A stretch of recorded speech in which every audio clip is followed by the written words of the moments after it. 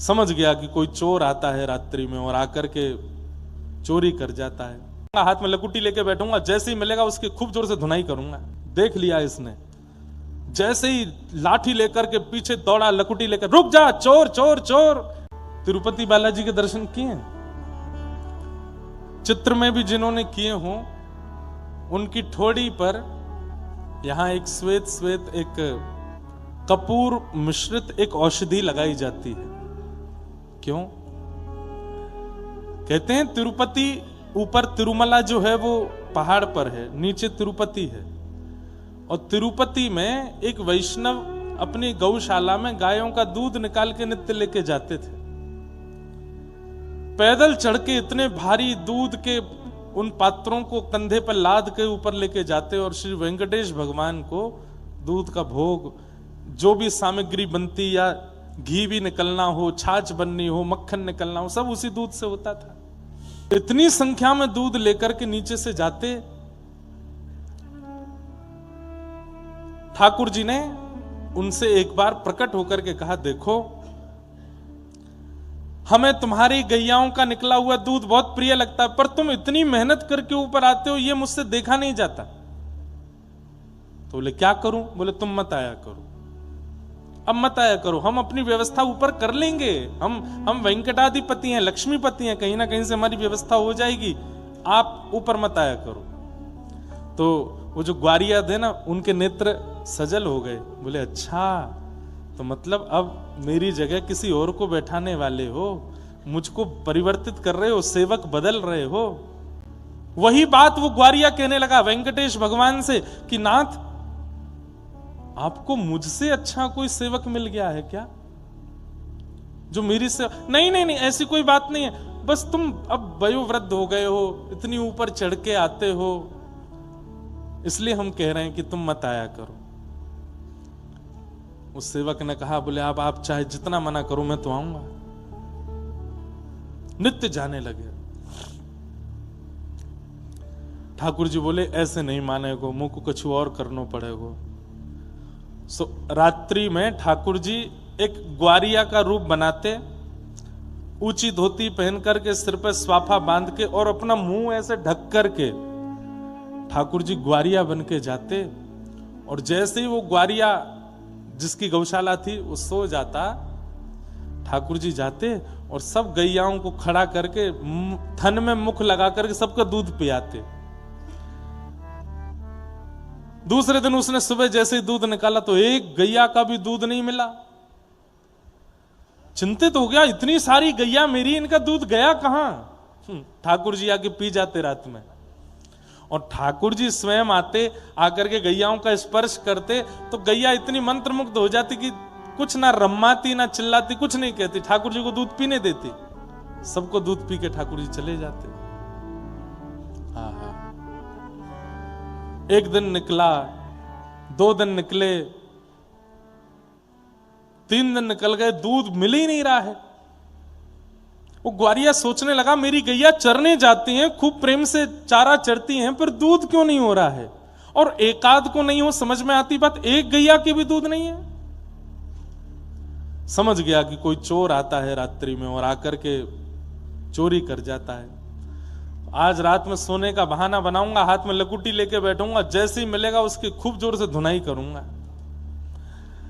रात में ऐसे आंख मीच करके लकुटी हाथ में लेकर के सोया, इतने में वेंकटादि भगवान, वेंकटेश भगवान आ गए। आ करके जैसे ही थन से मुख लगा करके पीने लगे। देख लिया इसने, जैसे ही लाठी लेकर के पीछे दौड़ा, लकुटी लेकर, रुक जा चोर चोर चोर, मेरी गैयाओं का दूध पीने आता है। ठाकुर जी वहां से बेचारे जैसे तैसे भागे। अब ठाकुर जी इतनी जोर से भागे, वो पकड़ तो पा नहीं रहा था, तो उसने अपनी लकुटी ऐसे घुमाई और जोर से घुमा करके मारी। ठाकुर जी उसी समय पीछे देख रहे थे कि ज्यादा पास तो नहीं आ गए, इतने में लकुटी आकर के यहीं लगी ठोड़ी पे।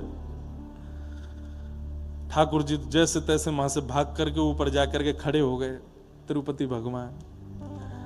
अब आज दूध मिल गया उसको, दूध निकाला, कंधे पर लाद करके ऊपर आया, बाहर से ही बोलता आ रहा है, क्षमा कर देना भगवान, 3 दिन आपको दूध नहीं दे पाया। अरे एक चोर मेरी ग्वारिया गौशाला में घुसे आया था और उसके कारण ये, और आज मैंने उसके अच्छे से, पता नहीं कहीं तो उसके टूटे होंगे हाथ पांव, ऐसी जोर की लकुटी घुमा के मारी थी। अब याद रखेगा, जीवन में कभी दूध पीने नहीं आएगा। ठाकुर जी मंद मंद मुस्कुरा रहे थे, बोले अच्छा। उसने आकर के प्रणाम किया, दूध भोग सामने रखा। जैसे ठाकुर जी की झांकी देखी, ठोड़ी में से रक्त निकल रहा था, नेत्र सजल हो गए, घबरा गया। बोले जय जय, ये आपको किसने मारा? ये इतनी श्रम कैसे हुआ आपकी थोड़ी पे? भगवान बोले छोड़ो, अब रहने दो, क्या बताएं? नहीं नहीं बताओ। वो इंद्र भी होगा तो मैं स्वर्ग में जाकर के खींच के लाऊंगा उसको। किसने मारा आपको, बताओ। ठाकुर जी बोले रहने दो, मत पूछो। भगवान एक बार नाम तो लीजिए आप उसका, कौन व्यक्ति है? तिरुपति का है, तिरुपति तिरुमला का है। तो ठाकुर जी बोले अच्छा, हमारे नगर के किसी व्यक्ति ने ऐसा किया? नाम बताइए आप, तुरंत नाम बताइए। ठाकुर जी बोले वो खम्भ में जाके देखो, वहां उसका नाम लिखा है। उस खंबे में प्रतिबिंब लगा था, शीशा लगा था। उसने जाकर के देखा, तुम्हारा नाम वाम तो नहीं, उसी का शक्ल दिखने लगी। कहाँ है भगवान? यहां तो कोई नहीं। बोले कुछ दिख रहा है? बोले ये तो प्रतिबिंब है, इसमें मैं ही दिख रहा हूं। बोले हाँ, इसने ही मारा है। ठाकुर जी बोले इसने ही मारा है। चरणों में गिर गए, रोने लगे। बोले नाथ, मैंने ऐसा नहीं किया। बोले 3 दिन से चोर आ रहा था? बोले हाँ। बोले तुमने एक बात विचार नहीं की? बोले क्या? हजारों गायों का एक व्यक्ति दूध कैसे पी सकता है? हजारों गायों का एक व्यक्ति दूध पी सकता है? नहीं। हजारों गायों का दूध कौन पी सकता है? केवल परमात्मा पी सकते हैं। तो बोले वो चोर कोई और नहीं, हम ही आए थे। तुम हमारी बात नहीं मान रहे थे, रोज ऊपर लेकर के दूध चले आते हो तिरुपति में। अब तुम नहीं माने तो हमने सोचा कि ऐसा क्या करें कि तुमको आना ना पड़े, हम ही नीचे आके गैयाओं का दूध पी जाते थे। पर आज तुमने ऐसी सेवा करी हमारी, है इतनी जोर से लकुट्टी मारी। चरणों में गिर गए। तुरंत एक औषधि बना करके ठाकुर जी की थोड़ी पर लगाई।